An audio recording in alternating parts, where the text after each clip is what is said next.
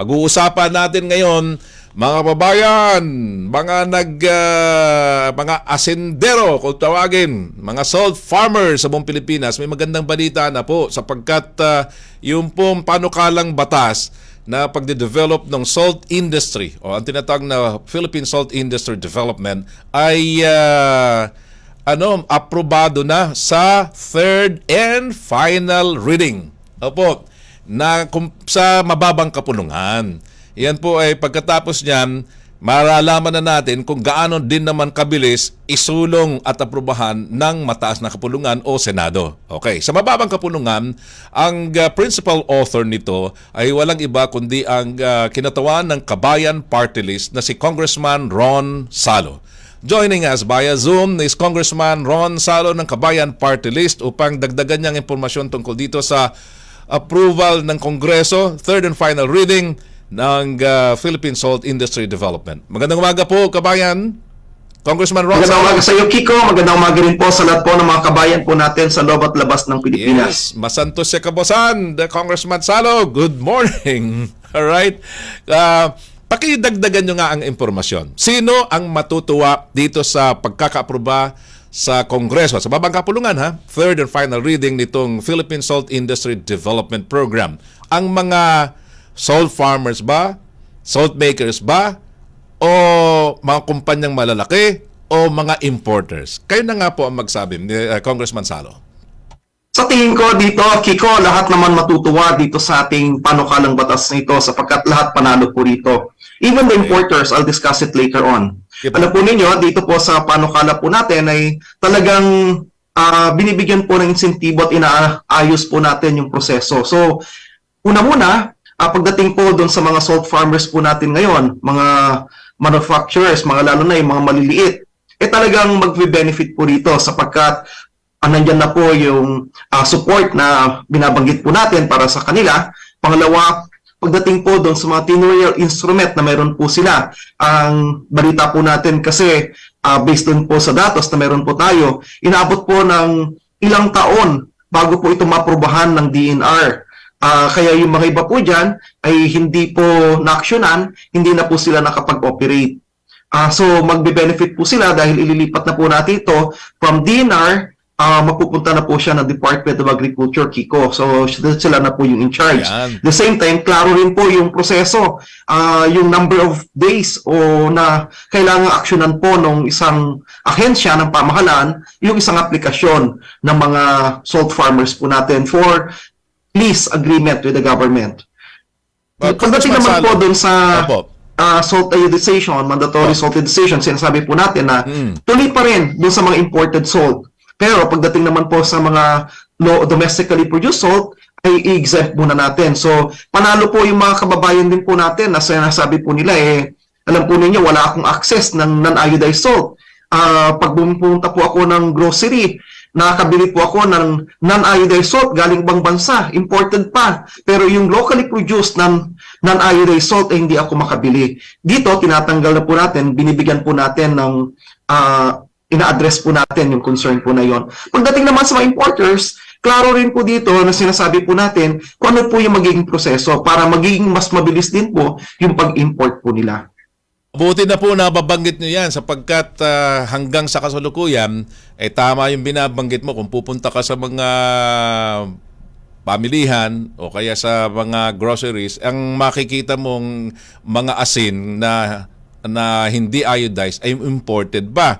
Samantalang yung mga local na ating napoproduce ng mga magsasaka natin ay wala sa tindahan na mga malalaki. At anyway, hanggat sa ngayon, dahil sa Kongreso pa lamang ang pagkaka-aproba on the third and final reading, palagay ko sa tantan nyo ay ganun din ba kabilis maaprubahan sa Senado? Ano ang timetable na sinasabi ng counterpart ninyo, Congressman Salo?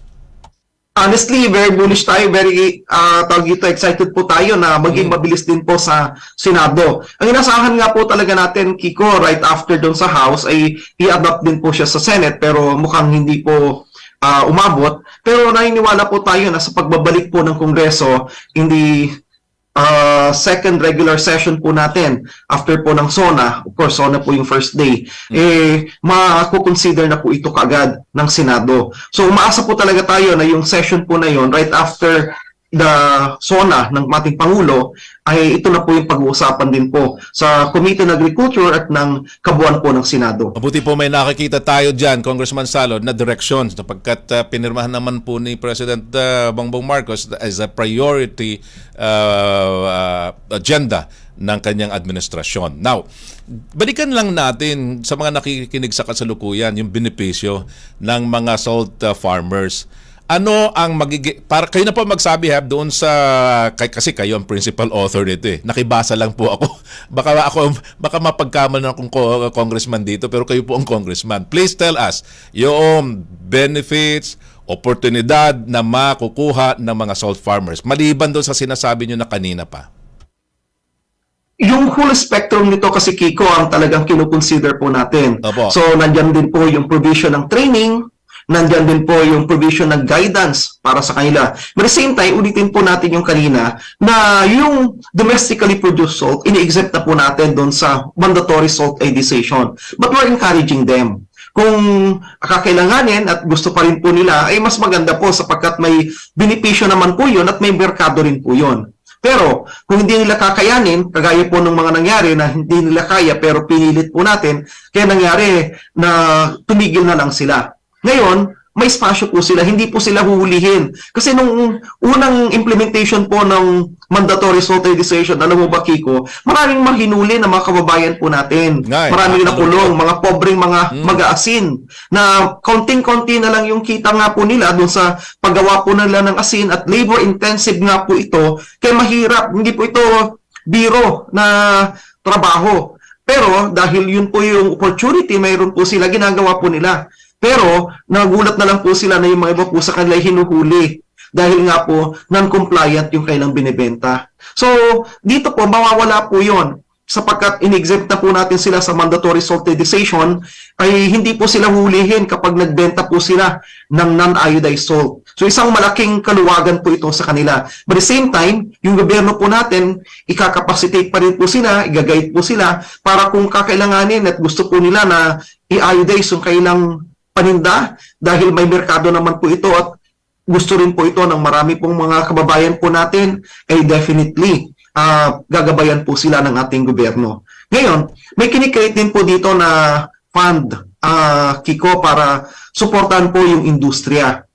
So, doon po sa mga imported, kasi 93% nga po in-import po natin, ay mayroon pong tariff na tinatawag, may imported, may cost po yun, ng pag-import. So yung makukolekta po rito, yun po yung ilalaan para sa pagtulong po sa mga salt farmers po natin. Parang kagaya ng salon, naputo po kayo, parang kagaya din ng rice tarification pala yung tinutugpa nitong direction nito dito sa salt industry development. Maganda po sapagkat makakatulong ng malaki. Pero hindi ba ito mas makakainganyo rin na mas marami pang imported na mga asin instead? Dahil sa ngayon, meron na mas maraming imported, baka mas lalong dumami din naman ang mga imported na asin. What do you think, Congressman Salo? Well, it's an open market, Kiko. Pero ang aim naman po natin talaga dito ma-encourage po yung domestic production. So, ang aim po natin dito, focus po natin, yung mga kaubayan po natin, mag-engage muli sa pag-aasin sapagkat marami nga po sa kanila ay nagsitigil na. So ngayon, bibigyan po natin sila ng opportunity para mas maingganyo po sila. Ganon din, may provision din po dito na magkikreate din po ng mga tawag po natin dyan, daan asinan. Kasi marami po papunta po ng mga salt farmers po natin, sinasabi po nila medyo hirap din po sila sa pagdala po sa merkado.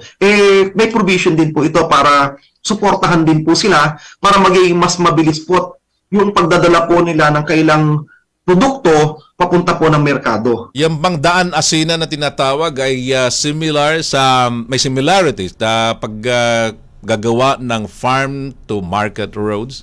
Tama po kayo doon. Yun din po yung konsepto po nito. Ganun po ba yun? Okay. Opo.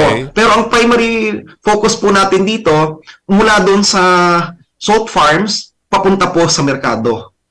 Okay. Balik tayo sa mga salt farmers na di ba kanilang benepisyo. Sa palagay no, gaganda na ang kanilang income pagka finally ay maaprubahan na rin ng Kongreso at isang batas na ng pagtulong sa salt industry development. Paano magiging pricing scheme naman ito doon sa pagbebenta ng mga salt farmers?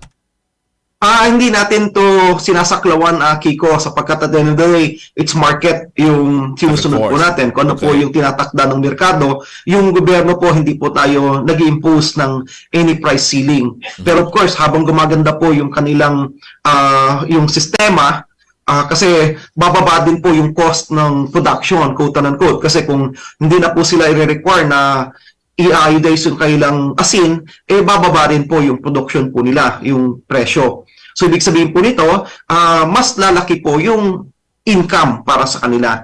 At the same time, dahil nga po, sabi po natin ay ikakapacitate po sila, so yung gobyerno rin po, magbibigay din po ng mga maliban sa training, of course, hopefully mga machines, mga pwede po nilang gamitin para sa kailang pag-aasin. Ang kagandahan dito, Congressman Salo, sa batas ay maraming teknolohiya o mas maganda pang mga teknolohiya ang mai-introduce sa mga salt makers.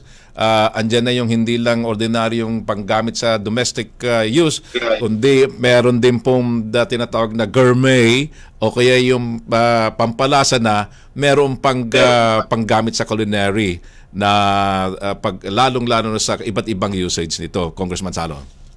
Tama po kayo doon. Kaya ini-encourage din po nito yung local mga artisanal salt farms po natin. At yung mga iba pa na binabanggit po ninyo, pang culinary, yung isa sa nagsusulong po talaga champion para sa local ano po natin, creative arts. Yan po yung si Congressman Tof Evidencia ay nakipag-coordinate din po talaga sa atin para bigyan po ng espasyo yung mga creative people po natin, particularly mga chef po natin, sapagkat ang sa kanilang punto de vista po talaga ay nalilimitahan yung kanilang creativity kapag inimpose po natin na iodized salt lang yung pwede po nilang gamitin. So dito, magkakaroon po talaga sila ng opportunity na mag-eksperimento ng iba't ibang klase ng mga non-iodized salt na pinuproduce po ng Pilipinas. Okay. Ano ang mensahe nyo sa mga kasamahan nyo, of course, ang counterpart nyo sa Senado, number 1, number 2, sa mga salt makers, at dito pala sa batas na ito, ang mamumuno na ito, ang lead agency ay ang Department of Agriculture at hindi na ang DENR as dati na ginagawa dito sa mga pagbibigay ng mga permits, pangangalaga, kung ang pinag-uusapan ay ang tungkol sa salt making. Maraming salamat muli sa opportunity, Kiko. Nagpapasalamat muna ako, syempre, sa ating Pangulo sapagkat kinonsider po niya ito na priority administration bill. Kaya naging mas mabilis din po talaga. Ito yung primary push na talagang nagbigay po sa atin para lalong umusad po ito. Pangalawa, syempre sa Speaker of the House of Representatives, si Speaker Martin Romualdez, sapagkat talagang siya po mismo rin po ang kumakausap po sa akin. Sabi niya, alam ko na ikaw ang priority author nito, Chairman Kong, bilisan natin para talagang maipasa na po ito. So, maliban po sa akin na talaga nagpupush, nandiyan po yung Speaker of the House na nagsasabi, gawin mo na ito kaagad. Kaya natutuwa po talaga tayo sa support at syempre yung chairperson ng Committee on Agriculture, si Congressman Mark Enverga, Chair Mark Enverga. And then sa Senado naman, nanawagan po tayo. Si Senator Cynthia Villar po, kaya medyo kampante naman po talaga tayo dyan, Kiko, na mapapabilis din po yung pagpasa po nito sapagkat no less than si Senator Cynthia Villar na siyang chairperson po ng Committee on Agriculture, siya po yung nag-handle po nito. Siya yung primary proponent din po sa Senado. Kaya umaasa po talaga tayo na maging mas mabilis. Para naman po sa mga salt farmers po natin, ay good news po talaga ito sapagkat magkakaroon po kayo ng higit na insentibo at paggabay po ng ating gobyerno. Binabago po natin yung perspektibo. Dati-rate, palagi po kayo nire-regulate. Nire-regulate po kayo ng DNR, nire-regulate po kayo ng ating FDA, specifically ng Department of Health. Pero dito sa panukala po natin, developmental po yung perspektibo. So gagabayan po kayo ng ating gobyerno, particularly ng Department of Agriculture po natin, para lumaki pa po yung industriya, lumaki rin po yung kita po ninyo. So maraming salamat po sa lahat ng mga tao. Good news, sapagkat magkakaroon po tayo ng access po sa non-iodized salt.